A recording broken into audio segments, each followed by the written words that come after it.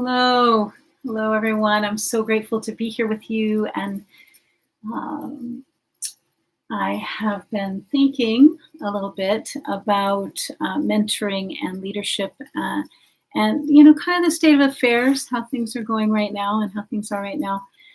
And so I've been thinking about mentoring and leadership. And so first I found several different really wonderful readings uh, about leadership and mentoring. And so what I'm doing now is I'm asking for the great mystery to be with us, and I'm asking that the Creator will assist us at this time in our own leadership, and that each of us can find whatever fortitude, whatever wisdoms we've gathered, whatever knowledge that we've gathered, in order to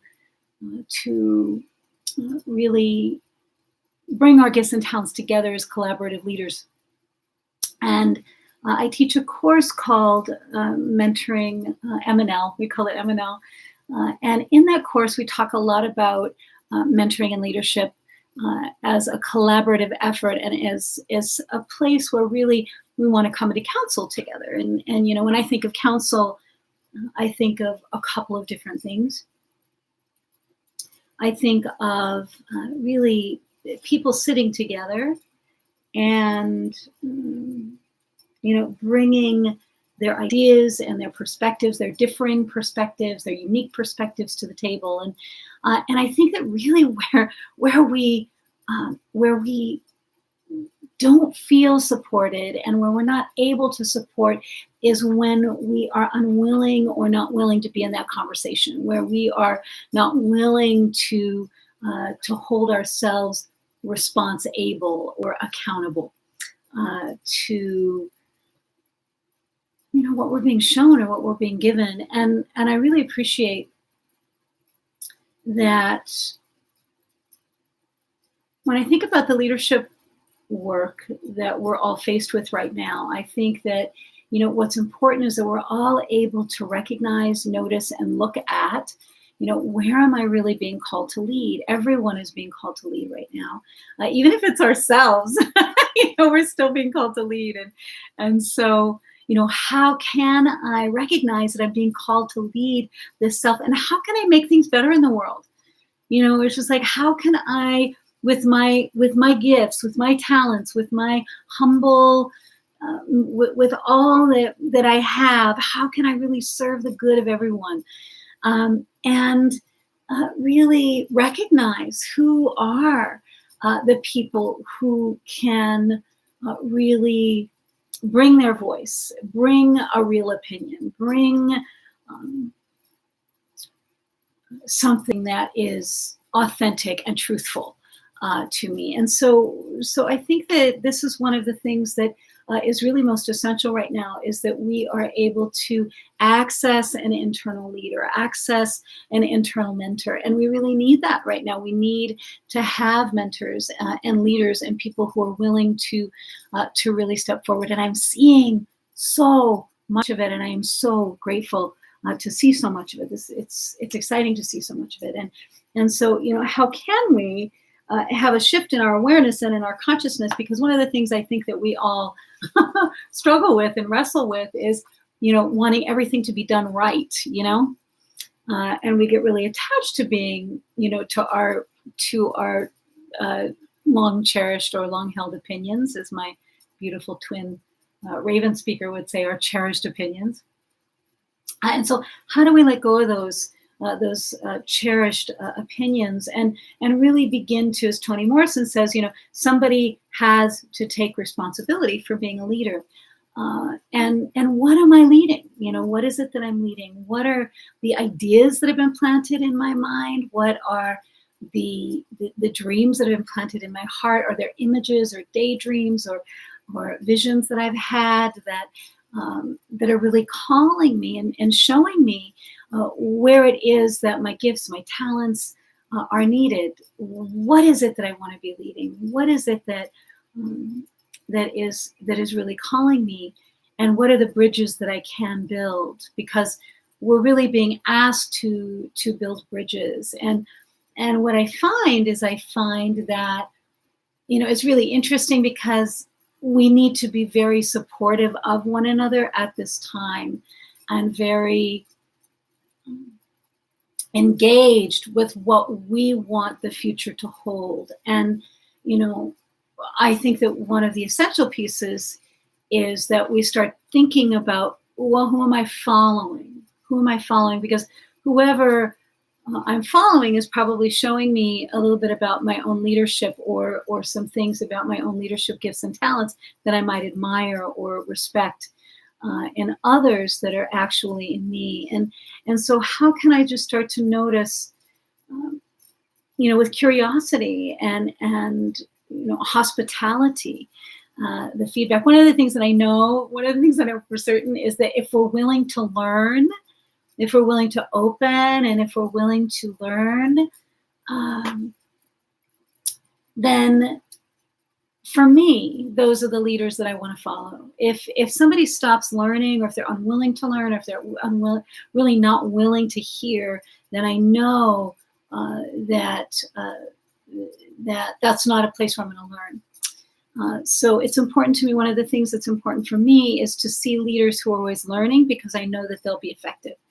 And so am I a leader who can continue to learn? Is that something that I'm open, willing, and able to do? Am I a leader who's also willing to learn?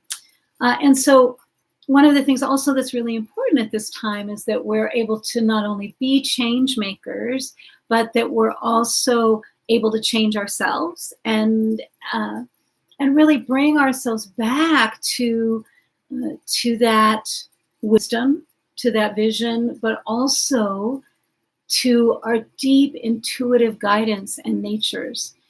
Also to those, bringing ourselves to those who have more experience than we have, bringing ourselves to those who have been in leadership roles that we admire or respect, and asking for mentorship, asking for their help, asking for them to engage with us and to train us and to assist us. And so that's some of the material that we go over in M&L, but there's also the work of the mentor, and what does it mean to be a mentor, and what is the role of the mentor in the mentee's life, and what is the role of the mentee in the mentor's life, and what are the ground rules, what are the to-dos and the not to-dos, and ethics. And we really need to be looking at and noticing how we can hold safe containers for one another and for our youth, for those who are yet unborn. And so what is it who is it that I'm mentoring? Who is it that I'm leading? Who has mentored and led me? Probably some people who didn't even know they were leading us. I know for me, there are several people who've been great guides and leaders for me, who really impacted me in a very personal way. Of course, Angeles Arian is one of them, my mentor and teacher, who I have such a deep respect and admiration for. But I knew that she was leading me and that she was teaching me. And she, we had a mentoring relationship and a teaching relationship. And but then there are also people that didn't know that, that were. And so I would just say it would be good to think about those people, like who are those people? And it's always good to thank those people. I did that with my grandmother. I wrote her a letter thanking her for, guiding me and assisting me through her own power of leadership in our family. And so it may be in your family, it may be in your organizations, it may be in your own academic life, but there are people, it may be in your community, but there are people who are leading us. And what we want to do is we want to be in a conversation with the collaborative leadership, because that's really how we're going to go present forward in a way where we can serve to the very best of our ability, where we can truly serve the greater good and the highest good of all. And so that is my hope and my wish through the leadership training that I offer, but also that we all have these leadership gifts to offer, and that all it takes is a shift in our awareness about how we can really come into a consciousness about the levels of collaboration that are needed at this time. and so that we can come together in a way that is for the good of those who are yet unborn. So I came across this blessing for a new leader, and it's from a book by John O'Donohue called Benedictus. And I'd like to share this with you as leaders, as fellow leaders. And where are you leading? Where are you going? Where are you going? And who is noticing? Who is watching you? Because that in itself is leadership. And can you stay the course? Can you stay the course of doing the right thing? And if we don't know how to do the right thing, we can always ask what the right thing is for each individual, because we don't always know. And so it's important that we are willing to listen deeply and ask and settle in to a new way of learning and growing together. And so this is from Benedictus, A Blessing for a New Leader by John O'Donohue. May you have the grace and wisdom to act kindly, learning to distinguish between what is personal and what is not. May you be hospitable to criticism. May you never put yourself at the center of things. May you act not from arrogance, but out of service. May you work on yourself, building and refining the ways of the mind. May you learn to cultivate the art of presence in order to engage with those who meet you. When someone fails or disappoints you, may the graciousness with which you engage be their stairway to renewal and refinement. May you treasure the gifts of the mind through reading and creative thinking so that you continue as a servant of the frontier, where the new will draw its enrichment of the old, and you never become a functionary. May you know the wisdom of deep listening, the healing of wholesome words, the encouragement of the appreciative gaze, the decorum of held dignity, and the springtime edge of the bleak question. May you have a mind that loves frontiers so that you can evoke the bright fields that lie beyond the view of the regular eye. May you have good friends to mirror your blind spots. May leadership be for you a true adventure of growth. May leadership be for you a true adventure of growth. Thank you so much. And I hope that we are all being led into the places where there's fulfillment and enrichment and well-being for all. Thank you.